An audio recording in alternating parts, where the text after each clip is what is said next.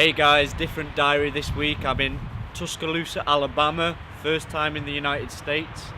It was a 16-hour flight to get here, Manchester to Philadelphia, Philadelphia to Chicago, Chicago to Birmingham, Alabama, and then I was driven an hour by Sonia, thanks Sonia if you're watching, to Tuscaloosa, Alabama, home of WBC heavyweight champion Deontay Wilder.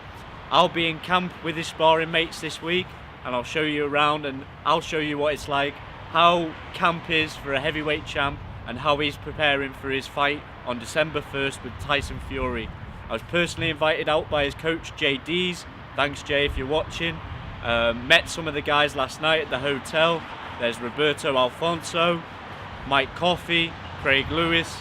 So I'm going to see if any of them are up in the hotel at the Ramada Inn, and I'll introduce you to them. So just had breakfast with Mike Coffey. This is the type of coffee that puts you to sleep. Oh yeah. Heavyweight, 4-0, 3 KOs. Now is the sparring been? It's been really good. Yeah. Champ is looking good. It's moving. One thing I noticed about you, I think you should get your pride and joy out, your Golden Gloves chain. Oh yeah. I'm proud. I'm proud of that. Yeah. I won that. Have you got it on you now? Yeah. Yeah. Let's show. See, that's the most prestigious gift in America you can get for being a boxer, you know? One of them, yeah, definitely. Yeah. You didn't personally sign up for like Golden Gloves or boxing, like a friend signed you up, didn't he? Yeah. A friend of mine from the Marine Corps, because I was in the Marines.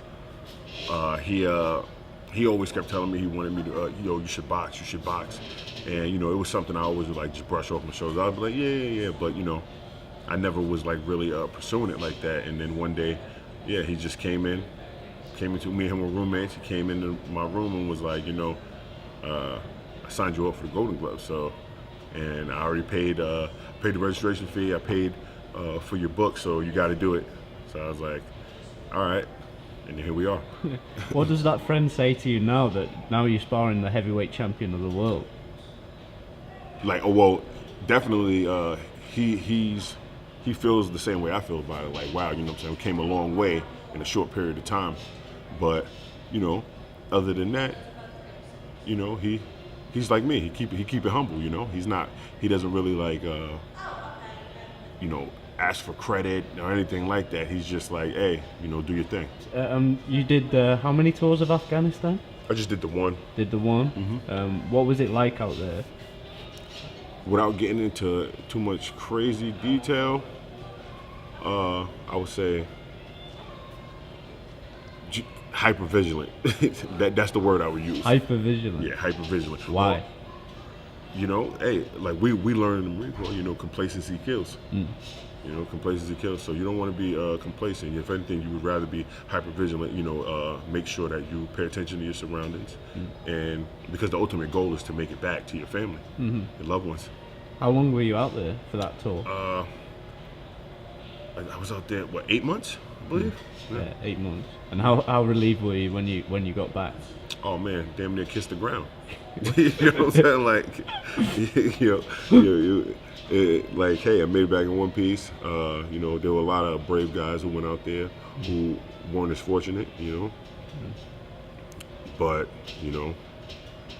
I was one of the fortunate ones, and much respect to everybody who, goes out there. Yeah. Because you're risking your life. What sort of things do you learn from Deontay then? Well, one is you gotta have like the ultimate confidence in yourself, regardless of what everybody on the outside is saying, because people are gonna criticize, fans are gonna criticize, but it's the people closest to you, whose opinions really matter, and then ultimately it's what you got in here, what you got up here, that's going to determine how you do in there.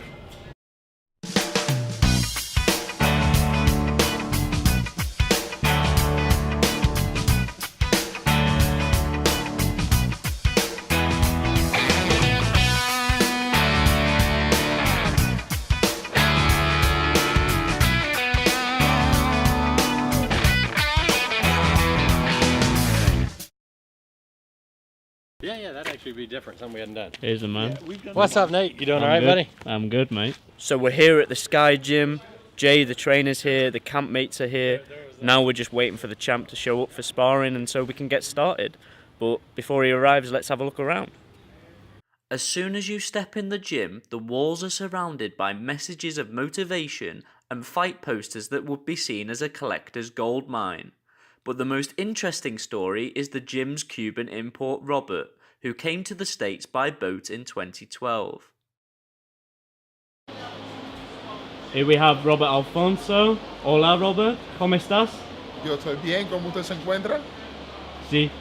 Okay, I'm fine, how are you? Yeah, I'm good. So yeah, Robert, you were a Cuban amateur at the 2008 Olympic Games. I've got to ask you, Cuban boxing is one of the most respected countries for boxing. Like, what was it like training on the program? Well, training the national team Cuba is really tough. We have to train in like Monday to Friday, 2 sessions, like in the morning and then in the afternoon. And on Saturday, we have another one. So basically, weekly we have like a 10, 11 session training. Yeah? Yeah, we just race on Sunday. Sunday we don't do anything. Alright. So it was very intense throughout the whole week. Yeah, it's very intense. Yeah. And you came here in 2012 on a boat. Yeah, I come in here. I'm escaped from Cuba like in 2012. And yeah, I was in the sea 3 days.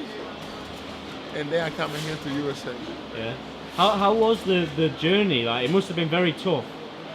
I didn't like it. No? No. Being in the sea for 3 days wasn't good at all. 2 days you were in? 3 days. I was in the sea 3 days. 3 days? Yeah. And like, what did you do on the boat to keep yourself up? No, we were comfortable because we have a pool in the boat and it was cool. Yeah? It was something cool. Yeah. Cool. But the sea at night, it's really scary, you know. You gotta really do scary? it. Yeah, it's really scary, but you gotta do what you gotta do. Yeah. You did it for, you know, like, better opportunities over here. Yeah, to find a better opportunity in my life. Yeah. Yeah. And what better opportunity than sparring with the heavyweight champion of the world? That's what I'm saying. You gotta do what you gotta do. Now I'm here in Alabama. Yeah. Do sparring with Deontay Wilder, the champion of the world. He get ready to fight with Tyson Fury.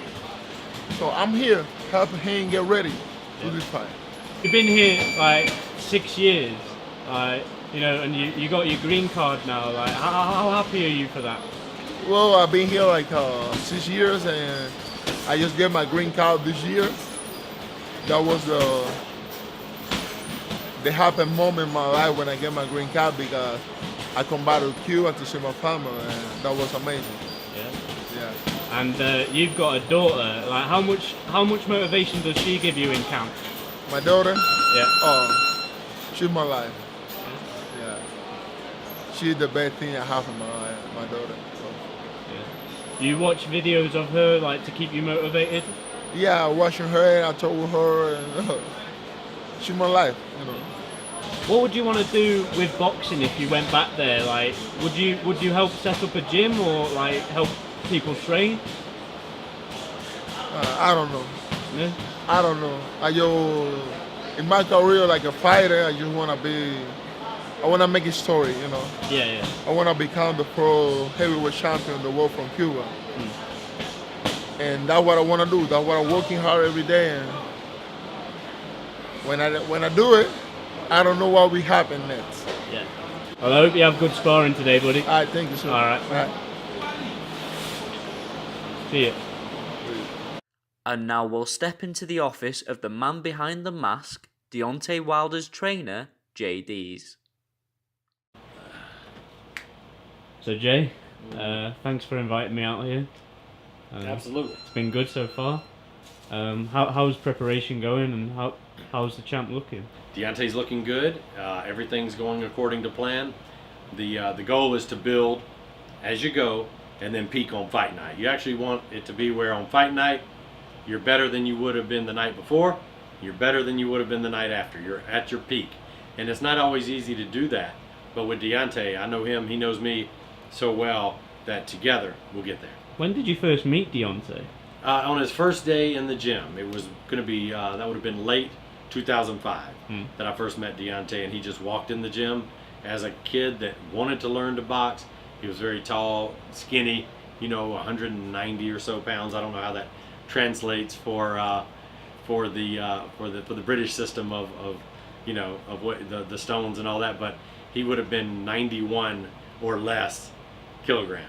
Yeah. Or whatever you guys measure with. Everybody seems to have a notion that Deontay fell out of the sky and was this phenom that was just knocking people out. That and to an extent, there is some truth to that, because nobody knew him in USA Boxing. He wasn't on any of their list. He wasn't in any of their camps. We were just doing things here. We actually had to research to find out, how does one make the Olympics? Yeah. What tournaments does he have to enter? And he just, every step of the way, he kept knocking everybody out. But the point is, he really did the work. He put the work in to get to that point. To make the Olympic team in less than 2 years after your first day in a boxing gym is amazing. What can you expect from Tyson Fury on the night, do you think? Well, we're expecting the best Tyson Fury. I'll tell you, the thing about Tyson Fury is he's awkward. And that's the most difficult thing to prepare for, because when you're awkward, you're very unique in what you do. Finding anyone to mimic that is difficult. We know this because Deontay is equally awkward. So you've got the two of the most athletic, awkward heavyweights that are going to be squaring up against each other. And Tyson Fury brings a lot to the table, and preparing for him is a great challenge. But I know that we're up to the challenge, and I know that Deontay is up to the challenge. And if you'll hold the camera right there, I want to show you something. Yeah. All right, don't move the camera. All right. What this is the Tyson Fury that we're preparing for. Yeah. Any talk about him being inactive, any talk about him going through mental or physical problems in his layoff, all that is rubbish. We are geared up for this Tyson Fury, the best Tyson Fury there ever was. We're gearing up for that guy. That's the guy we're preparing day in and day out for. And we had these made up so that everyone on the team would know and would take this totally serious, that this is the guy. This is the guy, the lineal champion, the guy that's undefeated, the guy that's beaten everybody, hasn't lost a fight in who knows how long. This is the guy we're preparing for. Anybody wants to say anything about anybody else, they're talking about somebody else. Tyson Fury's been inactive. He's fought twice since Deontay last fought, right? Yeah. So how is he the inactive guy? So anyway, we're preparing for the best Tyson Fury, and we're looking forward to it. Step into the ring of the WBC heavyweight champion and you quickly realise his mindset towards his upcoming fight with Fury and his future ambitions. I spoke to him about facing Fury, a potential fight with Anthony Joshua next year, and emulating one of the heavyweight greats, but he says it's going to be hard work. Restless nights, man. Body sore. Having to treat it all the time, man. It's crazy. But I love it. How are you finding it then to manage all that, like with the restlessness and? Well, I've been in the business for a very long time now. I know the ropes. I know what to do with my body. I know everything that it takes to heal it and get it back to where I need it to be. It's just a process. It's not enough time in a day. How are you going to adapt to Tyson Fury then? He's got a very awkward style. Like, what are you expecting? I'm expecting him to be awkward. I'm expecting him to be long, throwing punches. Trying to outbox me and do all the necessary need to win, which I'm gonna be doing the same thing.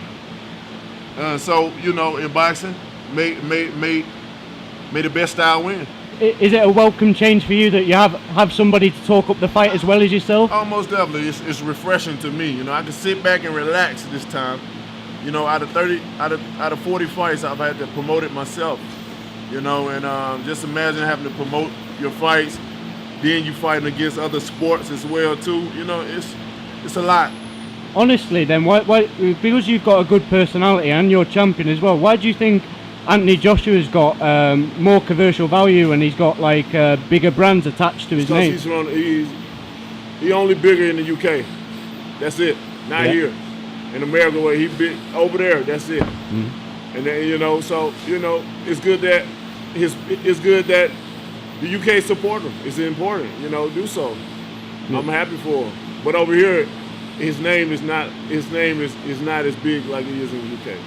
So would you consider April 13th for Wembley after this fight? Make the deal right. I consider anything. Yeah. And And you would, got to be right, first and foremost, before talking about anything. I don't want to hear dates, venue, all that out the window. Deals right, then yeah, you got to fight. and would it be a 2-fight deal? Does it have to be? Of course it will be. Of course it will be. It'll be a rematch clause in there. It won't be like the first time, where it's just one rematch clause. If he lose, he got a rematch. But if I lose, then they can go on. What kind of bullshit is that? That's some shit that you don't want to fight type shit. That's what it is. Yeah. So you really think they don't want to fight you? Damn right. You don't think so? In that case, you would have been fought. 50 million guarantee, a 15 flat, and still the highest offer they didn't want, the lowest offer they didn't want. So I mean, shit. If anybody at this point don't think they don't want to fight, then y'all a fool. And I can tell anybody in their face that. If you knock out Tyson Fury December 1st, does he have the ability to come back, or is that his career over? Well, you know, we'll see what happens. Everybody want to know about what's going on in contracts and stuff like that. I tell fans to stay fans. Certain things you don't need to worry about, because boxing is already a complicated sport. Things happen each and every day. Sometimes, depends on what's going on. Things can change in a matter of minutes. You know, and that's what fans don't understand. They don't understand you can have something laid down, but something can change up easily, and then when they do, oh, I thought this it is. Stay the fuck out of the business side. You won't have to worry about getting irritated. You won't have to worry about getting frustrated about a situation, because the contract side is none of no one business but who's fighting. You know, other than that, support the fight, talk about who will win and styles and stuff like that. You'll do good. When people start worrying about what's in contracts and stuff like that, it's confusing already as is. So just don't get involved in it at all. You'll be all right. You keep getting bad headlines in the UK. Well, you know, man, I'm dark-skinned. You know what I'm saying? I speak my piece. Can't nobody hold me, and a lot of people intimidated of me. When you got a black man that's very confident in speaking his piece, that's fear. Yeah. That's already intimidation. So of course I ain't gonna like nothing I do. If I was white or light, it'll be a different story. But I'm glad God made me who I am, because I'm a leader, I'm a king, I'm a true soldier. Yeah. You know what I mean? And at the end of it all, because people don't realize you're witnessing a living icon, you know? And when it does happen, you know, hey, it's gonna be a point where I told you folks something. So it doesn't matter. I've been through stuff all my life. It ain't changed nothing. It's only made me hungry, you know? It's only made me more competitive. Because when somebody try to come in and take it. Do you think you can still have 10 years in this sport? Almost definitely, easy. I don't take a lot of punishment. I started late in the sport. I started at 21, and I'm good at what I do. And plus, I have knockout power. So, man, I can last a long time in this sport. I can probably beat the record. I can probably beat George Foreman's record in 45. Really? I can go down. I got good 50. I can go to about 50. Easy. Probably 65. You know what I mean? But I'm not looking to do that. I'm looking to accomplish my goals. And get out of the sport. And build them back. One day I'll get that call and say, Mr. Wilder, you don't have to work no more in your life. Thank you, Dave. You know what I mean? Thank you. Have a good session, mate.